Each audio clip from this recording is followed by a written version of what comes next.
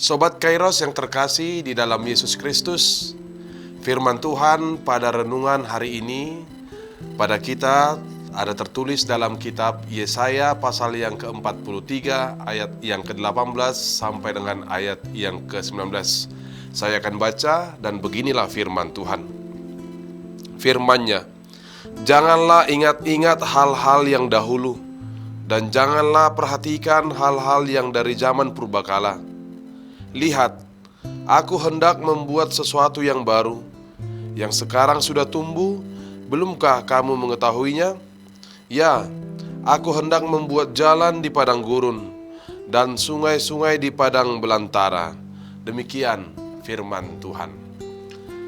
Sobat Kairos, setiap mobil didesain memiliki kaca depan dengan ukuran besar yang terletak di depannya, agar setiap pengendara mobil dapat melihat ke depan.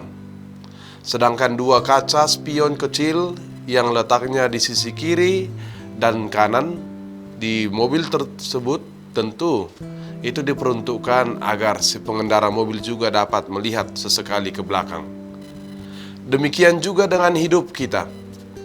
Hidup kita manusia itu dapat kita ibaratkan seperti kaca mobil, di mana kita harus memandang dan terus melangkah jauh ke depan akan segala sesuatu yang masih banyak yang harus kita kerjakan. Namun, sekalipun harus memandang ke depan, lewat gambaran ini kita dipanggil untuk mau bersedia sesekali melihat ke belakang, agar kita dapat belajar memperbaiki segala sesuatu yang masih kurang dari segala pengalaman perjalanan kehidupan yang sudah pernah kita lewati. Jika kita berjalan fokus hanya ke depan, mungkin kita hidup tidak akan mengalami pertumbuhan dan perubahan apa-apa, karena kita tidak mau belajar dari segala kekurangan kita di waktu-waktu yang telah lampau. Namun, jika kita lebih banyak melihat dan teringat ke belakang dengan segala kepahitan dan kekurangannya, maka mustahil kita dapat melangkah untuk maju ke depan, atau mungkin kita bisa celaka oleh karena bahaya dan ancaman yang ada di depan. Yang kedua, kenangan yang indah itu pantas untuk diingat. Namun di balik itu semua kita juga pasti memiliki masa lalu yang kelam. Masa lalu yang kelam adalah kenangan yang menarik kembali ke belakang. Kita sadar bahwa melupakan masa lalu itu tidak mudah, sebab ada sebahagian orang yang secara sengaja hidupnya masih terikat dengan masa lalunya. Orang yang demikian secara sengaja membiarkan luka, penyesalan, kegagalan di masa lalu, segala akar kepahitan di dalam pengalaman hidupnya akan sedikit banyaknya sangat mempengaruhi cara hidupnya, sehingga bisa membuat seseorang itu akan sulit untuk keluar dari masalahnya. Sobat Kairos, nats renungan dalam Yesaya 43 ayat yang ke-18 sampai dengan ayat yang ke-19 ini merupakan firman Tuhan yang menawarkan pesan harapan bagi kita yang merasa hidupnya di dalam kebuntuan, dengan panggilan untuk melupakan masa lalu. Masa lalu yang demikian itu biasanya identik dengan pengalaman pahit serta kegagalan yang pernah kita alami.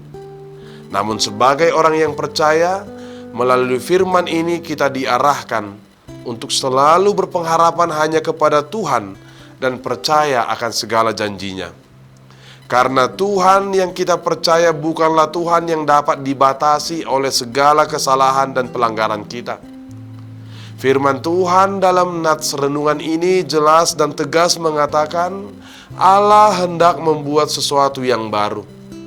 Itu artinya Allah menciptakan yang baru bagi kita, dan Dia berkuasa mengendalikan waktu. Baik masa lalu, baik masa kini, maupun masa depan adalah milik Allah. Ini adalah satu janji yang harus selalu kita pegang teguh di dalam hidup kita. Masa lalu adalah milik kita, namun masa depan adalah milik Allah.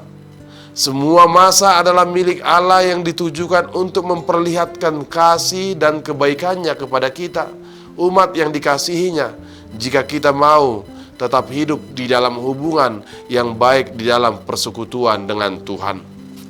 Oleh karena itu, Sobat Kairos, tetaplah teguh di dalam iman dan komitmen untuk bersedia memperbaharui diri dengan mau berdamai dengan diri sendiri, membuang semua permusuhan, dan membuang semua kebencian dan rasa dendam, menjauhkan diri dari sikap saling menyalahkan, tidak cemas, dan dapat mengendalikan rasa khawatir yang berlebihan, dan membuang segala keinginan-keinginan yang tidak berguna, dan membuang segala prasangka buruk. Dan kita dipanggil untuk menyambut serta merangkul yang baru yang Tuhan telah siapkan kepada kita. Amin.